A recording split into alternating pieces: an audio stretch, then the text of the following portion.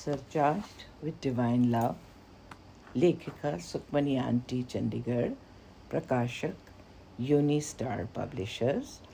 आज हम वाचन कर रहे हैं अध्याय 13 का, जिसका शीर्षक है गुरुजी और डॉक्टर्स। जय गुरुजी। चंडीगढ़ प्रवास के दौरान गुरुजी अक्सर विभिन्न अस्पतालों का दौरा करते थे। वे या तो वार्डों में घूमते या अपना परीक्षण करवाते और इस दौरान वे मरीजों और डॉक्टर्स को ब्लेस करते। ऐसा लगता था जैसे गुरुजी इन अस्पतालों में हजारों मरीजों की प्रार्थनाओं का उत्तर देने और मदद के लिए पुकारने पर जा रहे थे। कई बार मैंने उन्हें यह कहते हुए सुना है कि मैं उनके पास जाता हूँ जो मेरे पास नहीं आ सकते, और यह बिल्कुल सच था। कई डॉक्टर्स उनके अनुयायी थे और उनमें से हर किसी को एक ही कहना था, गुरुजी के सामने चिकित्सा विज्ञान फेल हो गया है। मैंने व्यक्तिगत रूप से गुरुजी को अपनी नाड़ी को 40 बीट प्रति मिनट तक लाते और फिर अचानक सामान्य स्थिति में आते देखा है। जिन डॉक्टर्स ने जांच की वे नतीजों से चकित रह गए। एक विशेष घटना पर गुरुजी का ब्लड टेस्ट करने वाला एक डॉक्टर आश्चर्यचकित होकर कमरे से बाहर आया और उसने वास्तव में हमसे पूछा कि क्या गुरुजी इस ग्रह से हैं या नहीं। चंडी मंदिर में सैन्य अस्पताल की उनकी एक यात्रा के दौरान हम फिर से उनके साथ थे। वे अक्सर वहाँ जाते थे, शायद इसलिए कि उनके मन में सेना के लिए बहुत नरम स्थान था। वहाँ एक डॉक्टर उनके अनुयायी थे और गुरुजी उनके केबिन में जाकर जांच बिस्तर पर अक्सर लेट जाया करते थे। गुरुजी शीघ्र ही ध्यान में प्रवेश कर जाते और मैं और मेरी माँ उनके ध्यान से बाहर आने का इंतज़ार करते। एक दिन जब कुछ घंटों की समाधि के बाद वे ध्यान से बाहर आए तो मेरी माँ ने उनसे पूछा, गुरुजी आप अस्पतालों में क्यों आते हैं? सुखी आंटी, क्या तूने शिव पुराण पढ़ा है? नहीं गुरुजी, मेरी माँ ने उत्तर दिया। और गुरुजी ने आगे कहा, कई बार शिव जी ਨੂੰ गुरु ਦਾ रूप लेके आना पैंदा है अपने भक्तां ਨੂੰ मोक्ष दिलवाने वास्ते। अर्थात कई बार शिव जी को गुरु का रूप लेके आना पड़ता है अपने भक्तों को मोक्ष दिलाने के लिए। फिर ऐसे कड़े शब्द मेरे सिर के ऊपर से गुजर गए। जब मैं ये किताब लिख रही थी, उनकी महासमाधि के 5 साल बाद मुझे एहसास हुआ कि वे वास्तव में कौन थे। उन्होंने मुझे कई संकेत दिए, लेकिन मैंने उनको हल्के में ही लिया। हमने महाशिव पुराण को कई बार पढ़ा और वहाँ यह स्पष्ट रूप से उल्लेख किया गया है कि भगवान शिव के सिवा ब्रह्मा या विष्णु भी मोक्ष नहीं दे सकते हैं। एक आयुर्वेदिक डॉक्टर अक्सर गुरुजी के पास आते थे और गुरुजी उनसे अपनी नाड़ी पढ़वाते या उनसे कुछ दवाएं लेकर खाते थे। मैंने पूछा, गुरुजी आपकी तबीयत तो कुछ ख़राब नहीं है, आप ये सब दवाइयाँ क्यों खाते हो? मेरी बॉडी तुम्हारी बॉडी वांगू नहीं है, मेरी बॉडी लाइट है, ये सब दवाइयाँ मेरा कुछ नहीं बिगाड़ सकती। अर्थात मेरा शरीर तुम्हारे शरीर जैसा नहीं है, मेरा शरीर में लाइट है, ये सब दवाइयाँ मेरा कुछ नहीं बिगाड़ सकती। हमेशा की तरह इन शब्दों की गहराई मुझे समझ में नहीं आई। डॉक्टर हर दिन आते और जब भी वे गुरुजी को अधिक गोलियां देते तो मेरे माथे पर त्योरियां आ जाती। मेरी अप्रसन्नता को भांप कर गुरुजी ने फिर समझाया, मैं आयुर्वेद ਨੂੰ ब्लेस कर रहा हूँ। एक समय आऊगा जदों आयुर्वेद बहुत डिमांड विच होगा। मैं डॉक्टर ਨੂੰ भी अवार्ड दिलवाना है। अर्थात मैं आयुर्वेद को ब्लेस कर रहा हूँ। एक समय आएगा जब आयुर्वेद बहुत मांग में होगा। मैं डॉक्टर को भी अवार्ड दिलवाना चाहता हूँ।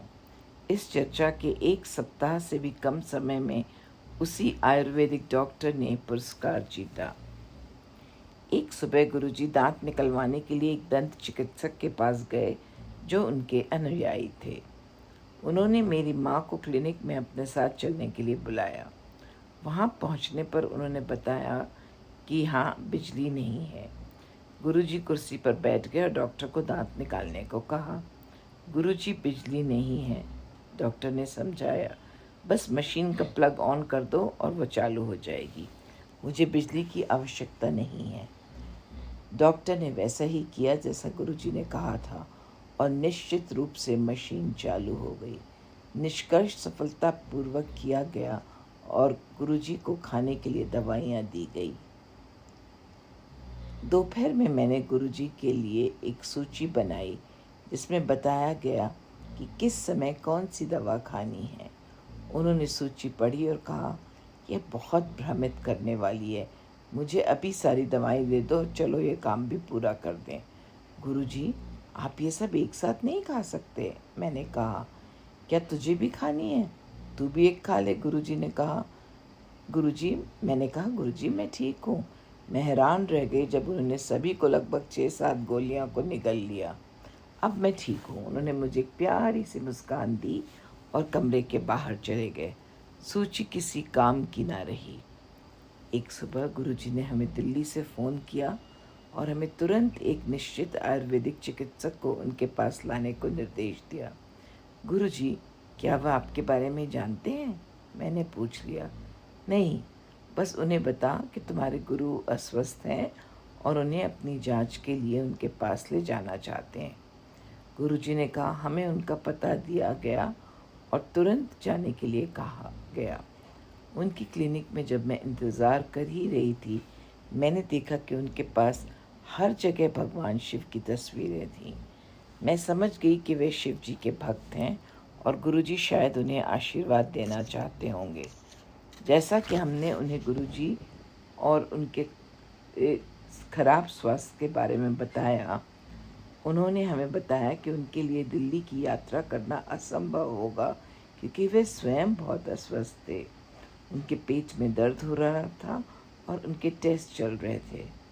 हमने उन्हें समझाने की कोशिश की और गुरुजी की कृपा से वे हमारे साथ चलने के लिए तैयार हो गए। पूरी यात्रा के दौरान वे उल्टी करते रहे और हमें चिंता थी कि अगर उनको कुछ हुआ तो उनका परिवार हमें नहीं छोड़ेगा। हम रात 10 बजे दिल्ली पहुँचे और गुरुजी ने हम सभी को अपने कमरे में अंदर बुलाया। डॉक्टर साहब, मेरा पैनक्रियास काम नहीं करता, कोई दवाई दे दो। उन्होंने गुरुजी की जांच की और कुछ दवाएं दी। गुरुजी ने हमें लंगर के तुरंत बाद चंडीगढ़ वापस जाने का निर्देश दिया। लंगर खाते ही उनका सारा दर्द गायब हो गया और वो सारे रास्ते सोते हुए चंडीगढ़ वापस आ गए। अगले दिन गुरुजी ने हमें बुलाया और बताया कि अगर डॉक्टर गुरुजी के पास नहीं आते तो उनका अपेंडिक्स फट जाता। कई बार गुरुजी शिष्य की बीमारी अपने ऊपर ले लेते थे और पूरी रात दर्द में रहते थे। उन्हें ऐसे हालत में देखकर मेरा दिल टूट जाता था। ऐसे मौक़ों पर मैं और मेरी माँ असहाय महसूस करती थीं। ये जानते हुए कि वे शक्तिशाली हैं और कुछ भी कर सकते हैं, मुझे अक्सर आश्चर्य होता था कि वे किसी को ठीक क्यों नहीं कर सकते हैं। उनकी चीज़ें अपने ऊपर क्यों लेनी पड़ती हैं और क्यों उनको कष्ट सहना पड़ता है। मुझे उनका उत्तर बहुत बाद में मिला जब एक दिन उन्होंने मुझसे कहा कि वे अपने ऊपर कष्ट सहकर शिष्य को गुरु के वास्तविक मूल्य का एहसास कराना चाहते हैं। वे चाहते हैं कि हम ये महसूस करें कि एक गुरु अपने शिष्य के लिए क्या क्या कर सकता है। हम सभी के जीवन को उन्होंने छुआ है, आशीर्वाद दिया है और आसान बनाया है। कभी भी उन्हें धन्यवाद देने के हम करीब नहीं आ सकते। सब धरती कागज करूं, लेखनी सब बन राय, 7 समुद्र की मसी करूं, गुरु गुण लिखा न जाए। कबीर जी की ये पंक्तियाँ, जिनका अर्थ है, यदि सारी पृथ्वी को कागज़ बना दिया जाए और सारे बड़े बड़े वृक्षों को कलम बना दिया जाए और 7 समुद्रों को सारा जल लेखनी की स्याही में बदल दिया जाए, तब भी गुरु की महिमा नहीं लिखी जा सकती। गुरु की महानता इतनी अधिक है। ऐसे गुरु को शत शत प्रणाम। अनंतम शुक्राना गुरु जी का।